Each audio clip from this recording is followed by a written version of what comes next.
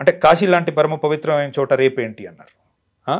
2 నెలల క్రితం అండి, ఇదే యూట్యూబ్లో వారణాసి గ్యాంగ్ రేప్ అని కొట్టండి, 23 మంది ఒక ఆడపిల్లని, అంటే 12th అమ్మాయి, వారం రోజుల పాటు అబ్డక్ట్ చేసి, డ్రగ్ చేసి, అసాల్ట్ చేసి రేప్ చేశారు. జరిగింది సార్. ఎక్కడ జరిగింది ఇది? అక్కడే కదా.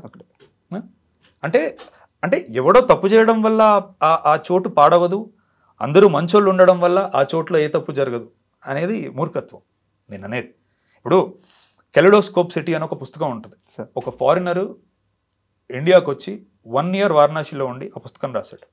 అంటే నాకు వారణాసి అంటే చాలా ఇష్టం, కానీ కేవలం వారణాసి అంటే విశ్వనాథ్జీ టెంపుల్, ఈ ఘాట్సో స్పిరిచువల్ థింగో కాదు. అటువైపు వారణాసిలో చాలా ముస్లిం పాపులేషన్ కూడా ఉంది. ఈ రోజుకి వాళ్ళు అక్కడ బనారసి సిల్క్స్ అనేది నేస్తారు. ఇక్కడ నుంచి నీకు ఎక్కడో ప్యారిస్ ఫ్యాషన్ వీక్కి వాళ్ళు ఆ బట్టలు పంపిస్తూ ఉంటారు. బిహెచ్యూ ఉంది, అల్లర్లు అవుతూ ఉంటాయి అక్కడ. అంటే కాశీకి చాలా ఉన్నాయి, మల్టీ డైమెన్షనల్ ప్లేస్ అది.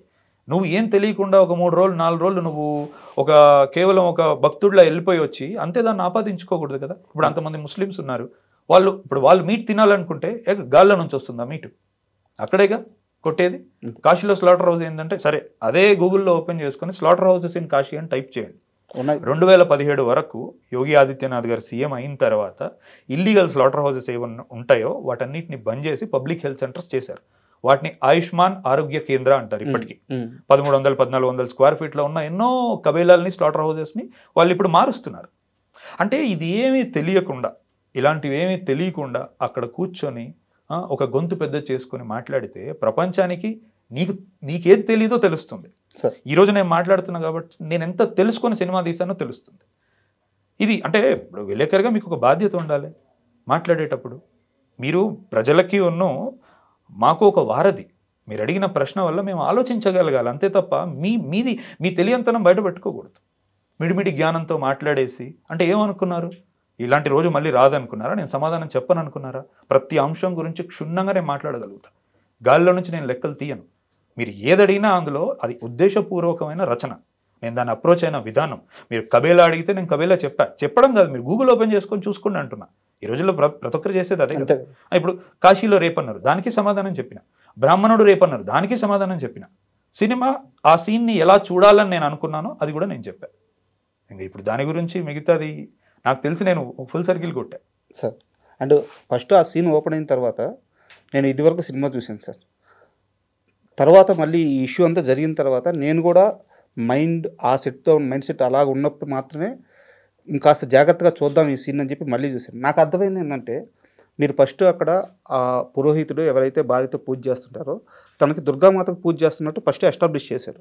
సీన్ అంతా అయిపోయిన తర్వాత పూజకి టైం అవుతుంది రమ్మంటే, పూజ ఏంటి, నేను ఏకంగా దుర్గామాతనే చూసేశాను అది చెప్పడానికి ఖచ్చితంగా ఒక భక్తుడు కావాలి. అదే సో మీరు అనుకున్న సీన్ అది, బట్ అది ఇదంతా ఎలా అయిపోయింది? అదే అంటే ఇప్పుడు సెన్సర్ వాళ్ళు కూడా ఓపెన్గా యాక్చువల్లీ అతను పూజ చేసేటప్పుడు మంత్రం ఉంటుంది, సంధ్యాస్నాన జపశ్చైవ అని మంత్రం ఉంటుంది. సెన్సర్ వాళ్ళు ఫస్ట్ తీయమన్నప్పుడు నాకు అర్థం కాల, ఎందుకు అని అడిగితే ఎక్కడైనా రేపు కమ్యూనిటీ ఇష్యూస్ రావచ్చు అని అంటే, ఓ అవునా, నేనైతే అలా చూడలేదండి, సరే మీరు అలా అంటున్నారంటే కోఆపరేట్ చేస్తామని మంత్రం తీసేసాం. ఇంకోటి అతన్ని క్లోజ్ షాట్ చూపించినప్పుడు జంధ్యమును రుద్రాక్షలు ఉంటాయి అని అన్నారు.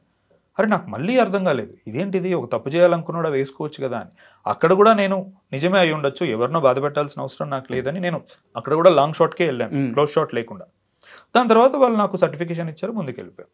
అంటే నా ఉద్దేశం అదే అయితే కనుక నేను ఎందుకు కోఆపరేట్ చేస్తానండి? ఇప్పుడు నేను లోపల ఎక్కడా అనుకోలేదు అలా, ఏ వ్యక్తిని, ఏ పలానా కమ్యూనిటీని నేను ఎప్పుడు అలా అనుకోలేదు. సరే ఇప్పుడు లోకో భిన్న రుచి అంటారు, ఒక్కొక్కడు ఒక్కొక్క దృక్పథంతో చూస్తూ ఉంటాడు, కానీ దృక్పథాన్ని మార్చుకోవచ్చు కదండి. దృక్పథం అంటే ఏంటి, ఇటుకలతో కట్టింది కాదు అది. ఒకటి ఇంత నేను చెప్పిన తర్వాత మార్చుకోవచ్చు కదా. అంటే నేనేదో ఒక గొడవ జరిగింది, ఆ గొడవ గురించి మిమ్మల్ని అడిగితే మీరు రియాక్ట్ అయితే నా దగ్గర అక్కడి నుంచి నాకు స్టఫ్ వస్తుంది, నేను ఆ ఉద్దేశంతో అడగలేదు సార్. వేరే డైరెక్టర్ అయి ఉంటే, నాకు తెలియకపోయి ఉంటే నేను నిజంగా ఈ ప్రస్తావన తీసేవాడిని కాదు. ఎందుకంటే మీరు మధురం సినిమాలో దేవేంద్రుడు అన్నారు, శివుడు గురించి రెఫరెన్స్ ఉంది, విష్ణువు గురించి రెఫరెన్స్ ఉంది, రాముడు సీత గురించి రెఫరెన్స్ ఉంది, ఇప్పుడు 8 వసంతాల సినిమాలో భగవద్గీత గురించి చెప్పారు. సో అంటే మీ సినిమాలో ఎక్కడో దగ్గర వీటి గురించి ప్రస్తావిస్తూ ఇంత నాలెడ్జ్ ఉన్న మనిషి ఈ తప్పు చేసి ఉండడే అని నాకు అనిపించి నేను ఈ ప్రస్తావన తీసుకొచ్చాను. అంతేగాని ఈ గొడవని ఇంకాస్త పెద్ద చేయాలను లేదు ఆ ఉద్దేశం లేదు సార్ నాకు. అంటే మీరు తీసుకొచ్చింది కూడా మంచిదే, ఎందుకంటే చాలా మంది నా నుంచి సమాధానం కోరుకున్నారు. మ్మ్. అంటే నేను రిటర్న్ ఫామ్ లో ఇస్తే కూడా చాలా మంది మా టీంలో కానీ బయట ఆడియన్స్ కూడా అన్న ఒక వీడియో పెట్టండి అవును. అంటే ఒకటి నాదంత సంకుచితమైన మనస్తత్వం కాదు. ఏదైనా జరిగిన వెంటనే ఇమ్మీడియట్గా దానికి ఒక వీడియో పెట్టి రిపోర్ట్ చేసే అంత ఐ బిలీవ్ ఇన్ రైటింగ్. అంటే నీకు డిప్లొమసీ అనేది అట్లనే వర్కౌట్ అవుతుంది.